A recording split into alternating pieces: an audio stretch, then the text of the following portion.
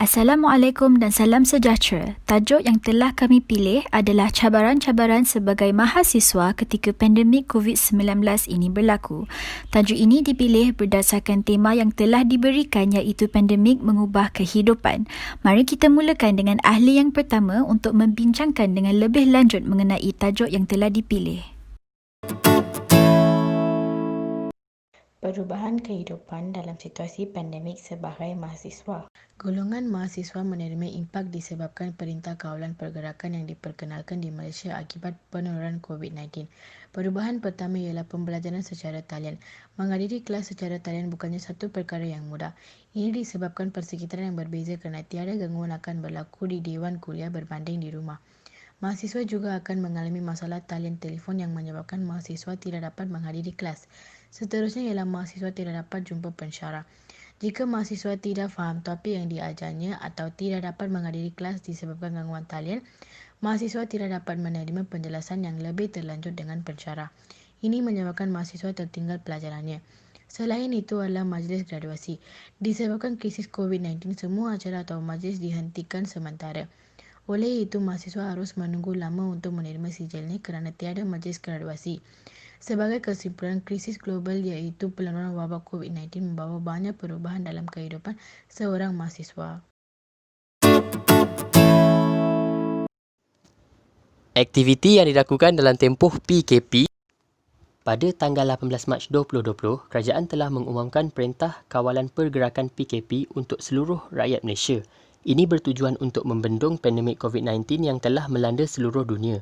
Antara aktiviti yang telah saya lakukan secara individu adalah dengan mengambil tahu perkembangan terkini mengenai pandemik COVID-19. Yang kedua, saya meneruskan pembelajaran secara online melalui aplikasi Microsoft Teams. Yang ketiga, saya mengamalkan gaya hidup sihat dari segi pemakanan dan bersenam. Yang keempat, saya juga bermain permainan e-sport PUBG Mobile bersama rakan.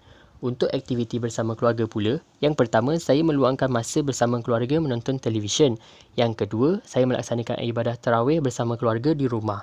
Dan yang ketiga, saya juga menjadi wakil keluarga membeli barang di pasaraya. Bagi saya, ada hikmah juga sepanjang PKP ini kerana saya dapat lebihkan masa untuk bersama keluarga melakukan aktiviti yang berfaedah yang jarang sekali saya dapat lakukan ketika keadaan yang normal. Apa yang saya boleh nasihat ialah rakyat juga harus patuhi apa yang telah kerajaan tetapkan demi untuk kebaikan dan kesejahteraan bersama agar penularan wabak COVID-19 ini dapat diatasi di negara kita. Cara mengeratkan hubungan dengan mahasiswa yang berjauhan. Kini, kita semua menghadapi kesukaran di mana kita tidak boleh berjumpa dengan orang yang kita sayangi. Terutama sekali bagi kita dan rakan kita, kuarantin atau pengasingan diri ini telah menyebabkan kita jauh dengan mereka. Namun, kita tidak boleh membiarkan pandemik COVID-19 ini menjatuhkan kita. Terdapat beberapa cara untuk kita mengeratkan hubungan dengan rakan kita. Panggilan video adalah kaedah yang terbaik dan mudah untuk didekati apabila kita tidak dapat bertemu. Terdapat banyak aplikasi yang dapat digunakan untuk membuat panggilan video. Panggilan video ini bukan sahaja untuk 2 orang tetapi sehingga ke tahap maksimum iaitu sebanyak 100 orang. Contoh aplikasi ialah seperti Google Hangouts, Zoom dan WhatsApp. Ini juga merupakan kaedah yang baik kepada mahasiswa untuk berkomunikasi untuk mengadakan perbincangan kumpulan mengenai tugasan yang telah diberikan. Seterusnya, kita mungkin tidak dapat menonton filem di panggung wayang, tetapi dengan teknologi terkini, kita menonton filem secara maya. Dengan aplikasi ini, kita dapat menonton filem kegemaran dan dapat menontonnya sambil bercakap sementara filem tersebut ditayangkan. Ini juga merupakan cara yang terbaik kepada mahasiswa untuk melepaskan tekanan dari tugasan universiti. Akhir sekali, kita juga dialu-alukan untuk membiasakan diri dengan penghantaran teks kepada rakan kita setiap hari. Kirimkan salam dan selalu bertanyakan khabar mereka. Ini adalah salah satu cara yang terbaik untuk saling berhubung antara satu sama lain ketika pandemik COVID-19 ini berlaku. Hal ini kerana ianya untuk memastikan bahawa kita dapat membantu rakan-rakan kita yang mungkin dalam kesusahan. Bukan itu sahaja, malahan kita juga dapat saling berhubung dengan rakan-rakan kita yang kita sayangi walaupun kita tidak dapat bertemu seperti biasa. Pengalaman pembelajaran dalam talian. Apa yang saya dapat kongsikan pengalaman pembelajaran secara dalam talian adalah saya sukar untuk memahami apa yang diajar oleh pensyarah ketika kelas talian dijalankan oleh kerana gangguan dari masalah internet yang lemah. Dan sukar juga untuk saya menghadiri kelas secara dalam talian apabila kelas bermula. Selain itu juga untuk mencari dan membincangkan sesuatu tugasan dalam satu pasukan juga ambil mengambil masa atas kerana kami hanya dapat menjalankan tugasan hanya di dalam alam maya sahaja. Cabaran atau tekanan yang dihadapi dan cara mengatasi. Sepanjang tempoh pandemik COVID-19, mahasiswa telah menghadapi beberapa cabaran. Cabaran yang dihadapi ialah kesihatan mental. Ancaman yang disebabkan oleh virus tidak hanya mempengaruhi tubuh badan tetapi juga seluruh masyarakat terutama para pelajar di kampus. Hal ini demikian kerana semua orang disarankan untuk tinggal di rumah dan tidak dibenarkan keluar dari rumah. Terdapat beberapa mahasiswa yang terpaksa tinggal di kampus masing-masing dan tidak dapat pulang ke rumah mereka. Pada masa yang sama, tempoh Perintah Kawalan Pergerakan PKP yang tidak dapat dikenali dan dijalankan secara tiba-tiba menyebabkan banyak kekeliruan dan kegelisahan untuk mahasiswa yang terbabit. Contohnya, kelas dijalankan secara talian. Bukan semua mahasiswa mampu untuk menjalankan kelas secara talian. Terdapat segelintir mahasiswa yang tidak mampu mendapatkan internet atau kekurangan alat untuk menjalankan kelas. Seterusnya, bayaran pinjaman pelajaran. Terdapat ibu bapa mahasiswa yang tidak berkemampuan tinggi untuk membayar yuran pengajian mereka. Hal ini demikian kerana masyarakat tidak dibenarkan untuk bekerja sepanjang tempoh PKP dijalankan. Oleh sebab itu, kebanyakan individu tidak mendapat pendapatan yang cukup untuk menanggung sara hidup keluarga. Selain itu, para mahasiswa yang terbabit telah menghadapi masalah kekurangan bekalan makanan dan juga perubatan. Cabaran-cabaran ini telah menyebabkan mahasiswa mengalami tekanan dan menyebabkan banyak kesan emosi. Langkah pencegahan yang dapat diambil oleh pihak kerajaan ialah mengalakkan guru dan pelajar untuk menggunakan pesanan ringkas SMS sebagai media pengajaran dan pembelajaran untuk kawasan di mana tidak ada akses internet atau mahasiswa yang menghadapi akses yang buruk.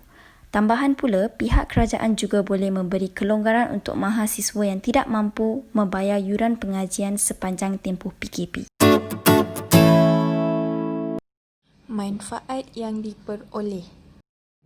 Manfaat yang diperoleh semasa dalam tempoh Perintah Kawalan Pergerakan atau PKP yang pertama ialah peluang untuk meluangkan masa bersama ahli keluarga. Sebelum berlakunya PKP, semua orang lebih sibuk melakukan aktiviti di luar rumah berbanding di rumah. PKP telah membuat semua orang berada di rumah dan secara tidak langsung, aktiviti bersama keluarga juga telah mengeratkan lagi hubungan yang telah dibatasi oleh kegiatan sehari-hari sama ada bekerja atau belajar. Sebagai contoh, makan bersama keluarga, solat berjemaah, bergotong royong membersihkan rumah atau menghias rumah dan sebagainya. Mengembangkan lagi ilmu teknologi. Sememangnya pada masa kini, ilmu teknologi sudah pun dikenal pasti oleh para pelajar. Namun begitu, PKP telah membuat semua orang lebih mendalami ilmu teknologi bagi menjalani aktiviti sehari-hari dengan efektif dan efisien. Sebagai contoh, pelajar dan staf UNITA menggunakan Microsoft Teams sebagai akses untuk sesi mengajar dan belajar. Harapan masa hadapan. Harapan saya pada masa hadapan adalah kita semua dapat menerima normal baharu ini dan sentiasa menjaga diri sendiri. Saya juga berharap semua dapat menjalankan kehidupan kita seperti sedia kala. Tetapi, sekiranya wabak COVID-19 ini masih di tahap yang membimbangkan, saya harap semua masyarakat dapat menjaga jarak antara satu sama lain, kerap basuh tangan dan sentiasa pakai penutup mulut sekiranya ke tempat awam. Selain itu, saya juga berharap institusi-institusi dapat dibuka semula supaya dapat membantu rakan-rakan kita yang mempunyai masalah untuk mengakses internet ketika di rumah mereka. Semoga usaha mereka terus diikuti oleh golongan masyarakat agar wabak pandemik ini lupus dari muka bumi ini.